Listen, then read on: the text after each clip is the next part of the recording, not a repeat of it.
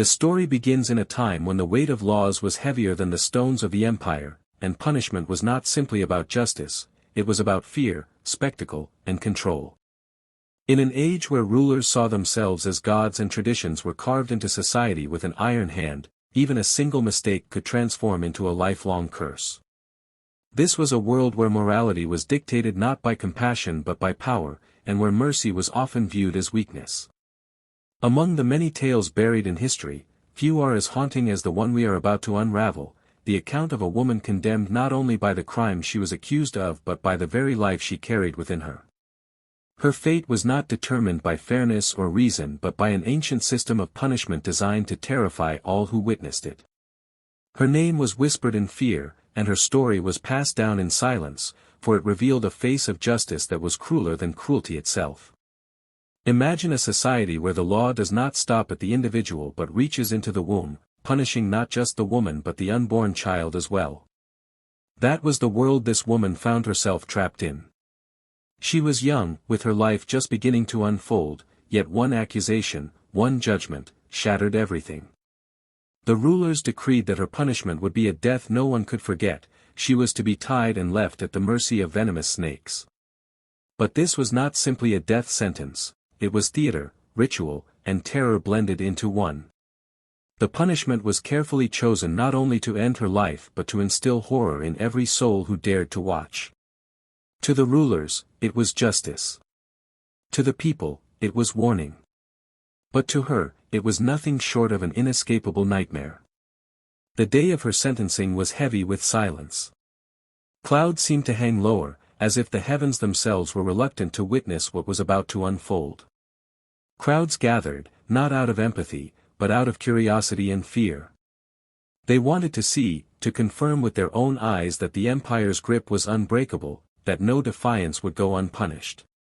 In that era, public punishments were not mere executions, they were lessons etched into the memory of the masses. She stood in the center, her hands bound with thick rope, her body trembling though she tried to hide it. Her face was pale, yet her eyes were still alive with a desperate strength.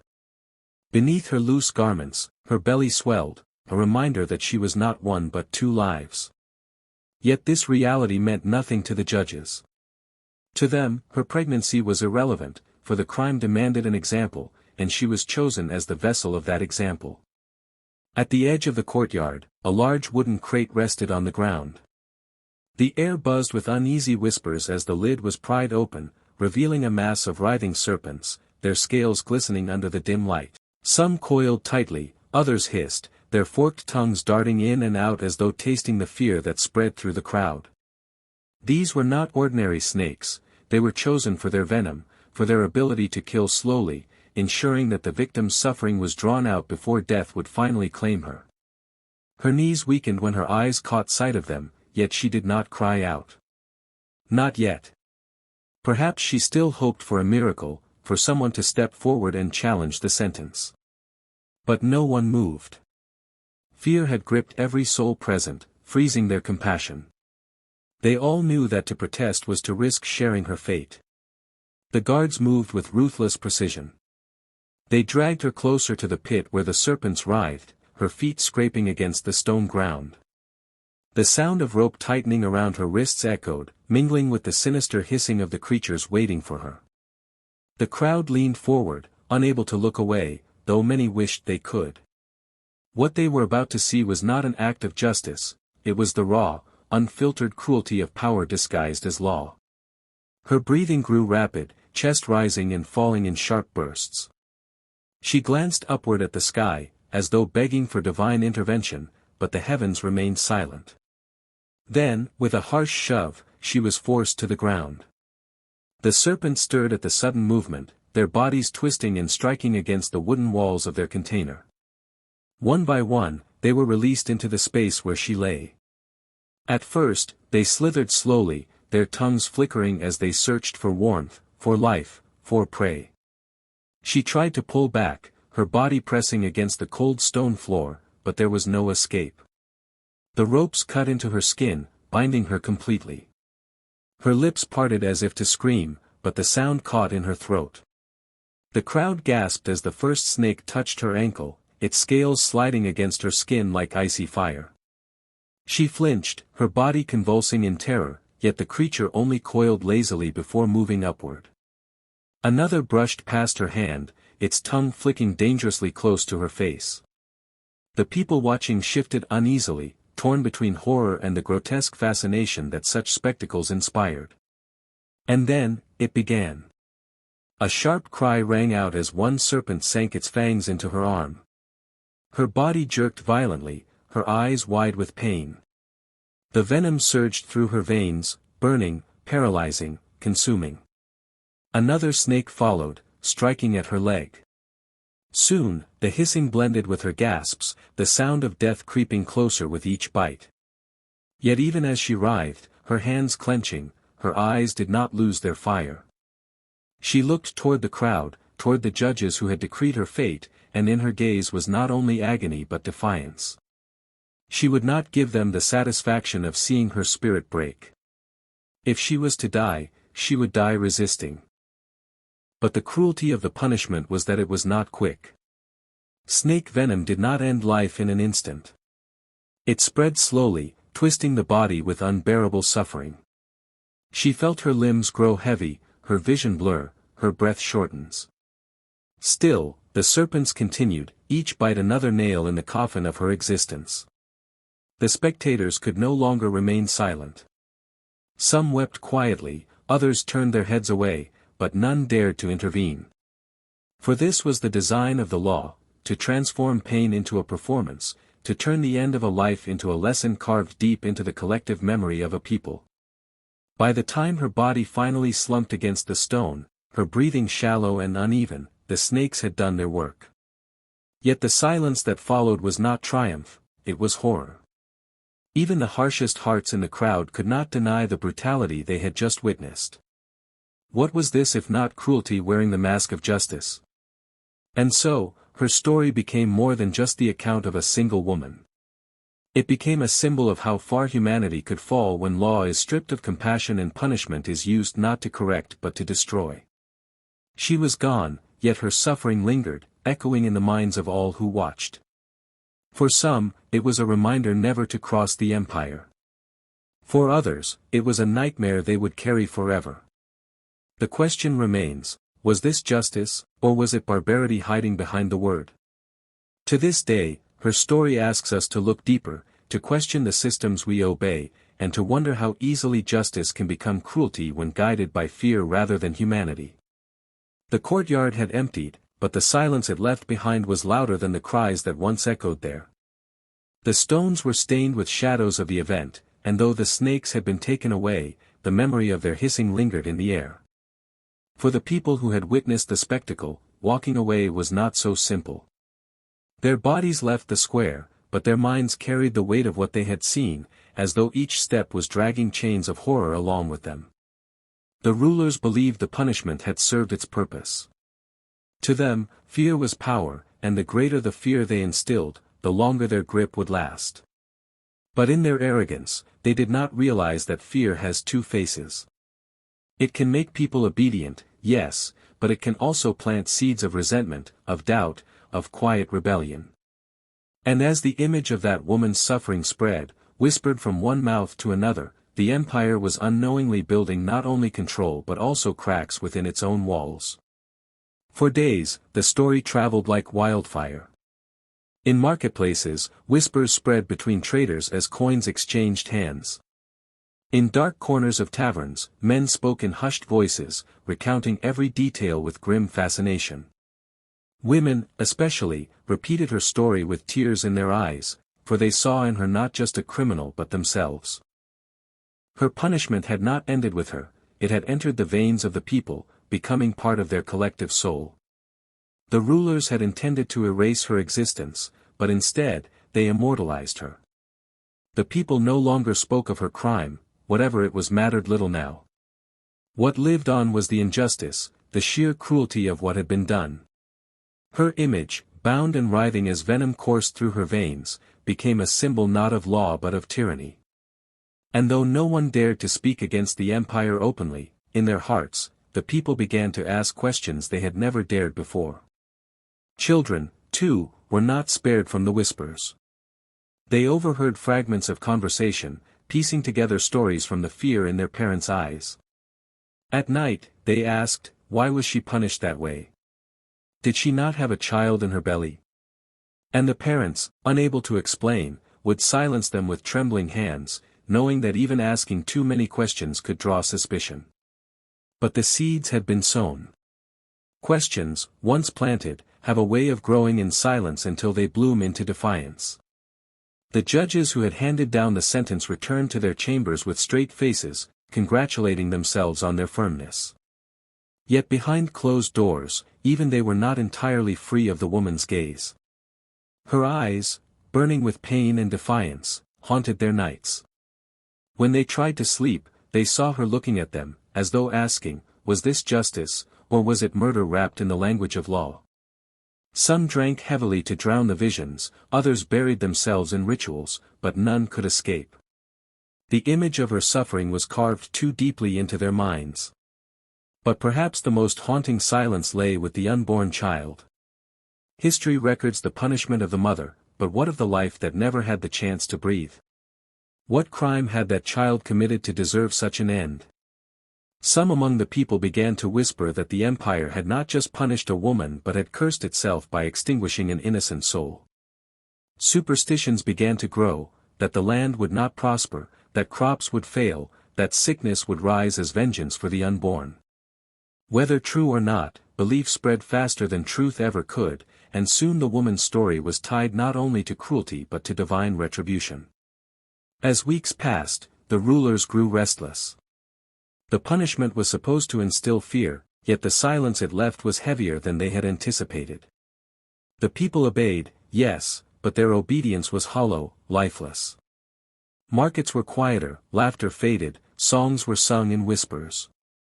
The empire had created not a terrified people but a grieving one. Fear was powerful, but grief could be stronger, for grief binds people together in ways fear never could. There were those, however, who took the story and turned it into fire. Secret gatherings began in the shadows, where rebels spoke her name as though it were a prayer. To them, she was no longer just a victim, she was a martyr. Her suffering became proof that the empire was not divine, not righteous, but cruel and flawed. And if the rulers could be cruel, then they could also be defeated. These whispers, fragile at first, grew louder as they spread across villages and towns, shaping themselves into the first sparks of resistance. Even among the guards who had tied her down, cracks began to show. One of them, a young soldier who had steadied the ropes as she struggled, could not rid himself of the memory. Each night he awoke in sweat, hearing her muffled gasps, seeing the snake striking again and again. He had been raised to follow orders without question, to see justice as obedience. But for the first time, he began to wonder, if this was justice, what did injustice look like? His silence began to weigh on him heavier than chains, and though he dared not speak, he carried her memory like a brand across his soul. The empire moved on, or at least pretended to. Other trials came, other punishments were carried out, but none erased the shadow she had left. Her execution was different, it had cut deeper, reached further, touched something primal in the people. Even those who had not seen it with their own eyes heard about it in detail, the kind of detail that never fades. The snakes, the venom, the ropes, it all became part of the story retold over and over, each version carrying with it the same underlying truth: justice had been lost, and cruelty had taken its place. In time, the woman's story was reshaped into legend. Some said she cried out until her final breath, others claimed she remained silent, enduring the pain with dignity that shamed her executioners. Some even whispered that her spirit rose above the courtyard as the last breath left her lips, watching the rulers with eyes that promised vengeance. History, after all, is not written by witnesses alone but by the emotions of those who remember. And the people remembered her not as a criminal, but as a victim of power gone mad.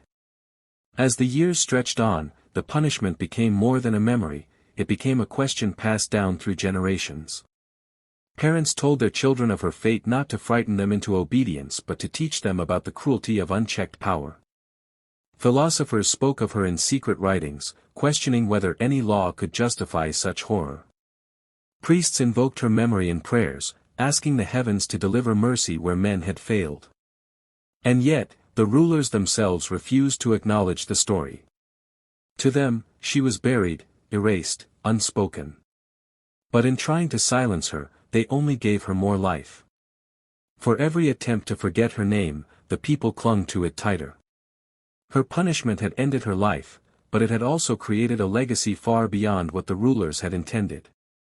The empire's leaders could not understand it, but the truth was simple: cruelty can control bodies, but it cannot kill memory. And memory is dangerous, for it keeps alive the fire of defiance long after the flames of fear have faded.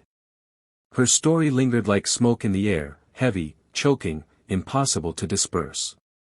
It was no longer just about her or the child she carried. It was about a civilization that had chosen cruelty over compassion, spectacle over mercy. And though centuries would pass, the question her story asked remained as sharp as the day she died: when does justice end, and when does cruelty begin? Years rolled into decades, and decades into centuries, but the story of the woman and her unborn child never disappeared. Empires rose and fell, rulers declared new laws, temples were built and destroyed, but her memory lingered like an unhealed wound. She had died in silence, yet her silence became louder than the voices of kings. What made her tale so enduring was not just the cruelty of the punishment but the mirror it held up to society. Each generation that heard it was forced to ask, how could this have happened? And in asking, they also questioned their own time, their own laws, their own rulers. Her death was not confined to a single courtyard, it became a timeless reminder that when power goes unchecked, justice can be twisted into its ugliest form. Scholars who uncovered fragments of the story centuries later did not argue over whether it happened, they debated what it meant. Some claimed it was proof that law, when divorced from compassion, turns into nothing but organized brutality. Others saw it as a spiritual lesson, a parable about the dangers of pride and the blindness of authority. A few even whispered that her suffering had changed the destiny of the empire itself, that the cruelty shown to her was the very seed of decay that would eventually bring the mighty rulers to their knees. And perhaps that was true. For history often hides its causes beneath the surface. Empires do not collapse in a single moment, they crumble slowly, weakened by 1,000 small fractures. And one of those fractures, some believed, was the execution of a pregnant woman whose crime had long been forgotten but whose punishment had burned itself into the conscience of a people. In villages far from the capital, her story transformed into myth. Mothers told their children of a woman who had carried life inside her but was punished with death by venom.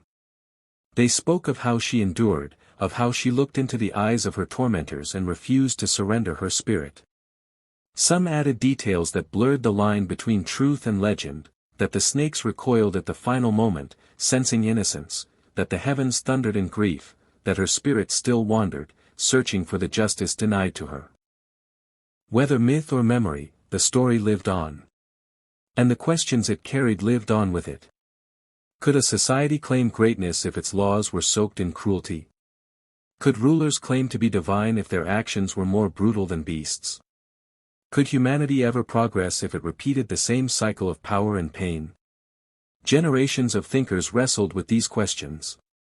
Philosophers cited her case when arguing that true justice must be tempered with mercy.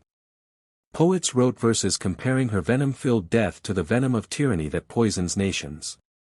Even warriors whispered her story before battle, using it as a reminder of why they fought, not just for land or glory, but for the hope of a world where no one would face what she had endured. The rulers, of course, tried to erase her. Scrolls were burned, records destroyed, names struck from lists. Yet the harder they tried, the stronger her memory became. It was as though erasure itself proved her significance, as if the very attempt to silence her gave her story more weight. For silence has its own power, and sometimes what is left unsaid screams louder than words ever could. Over time, her image became symbolic. In murals painted in secret, she appeared bound but unbroken, surrounded by snakes yet staring upward toward the light. In songs sung by wandering bards, her tale was woven into melodies that spoke of sorrow and defiance. To some, she was a victim, to others, she was a martyr, to all, she was a warning. And so, her punishment was never truly completed. It was meant to end her, to bury her memory in fear. Instead, it carved her into eternity. Each retelling was another strike against the empire that had condemned her, another reminder that cruelty cannot control the soul of a people forever. Fear fades, but stories endure. As centuries passed, other empires repeated similar cruelties. Different rulers, different lands, but the same arrogance, the same blindness. And every time, the memory of her story resurfaced, echoing like a ghost across time. Each act of cruelty seemed to summon her presence, as though she had become a symbol of all the voiceless, all the broken, all the forgotten. She was no longer just a woman of the past, she had become the face of injustice itself. Even now, when her tale is retold, it still chills the heart. Listeners sit in silence, not because they cannot imagine such cruelty, but because they can. They see in her story the reflection of their own time, their own struggles, their own systems that too often confuse punishment with justice. And in that silence, a realization grows: her story is not ancient at all. It is eternal. The punishment of the snakes, so carefully crafted to terrify, ended up revealing the empire's own venom. By condemning her, they condemned themselves, for they showed the world that their laws were not born of wisdom but of fear. And fear, no matter how sharp, always dulls with time. Compassion, however, once awakened, never fades. Perhaps the most haunting question her story leaves us with is this: what became of the child she carried? Not in flesh, for that life was ended, but in spirit. Did that unborn soul become the fire that fueled rebellion? Did it live on in the cries of the oppressed, in the voices of those who demanded better? In some way, perhaps, the child did live, through memory, through story, through the eternal cry for justice that still echoes whenever her name is spoken. The empire that killed her eventually fell, as all empires do. Its rulers, once feared as gods, became nothing more than dust and names carved on broken stones.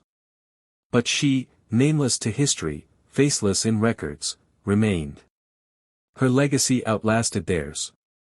Her suffering became immortal. And so we return to the question that has lingered since that dreadful day: was this justice, or was it cruelty disguised as law? The answer is both simple and devastating. It was cruelty, pure and unrelenting, yet it was carried out under the banner of justice.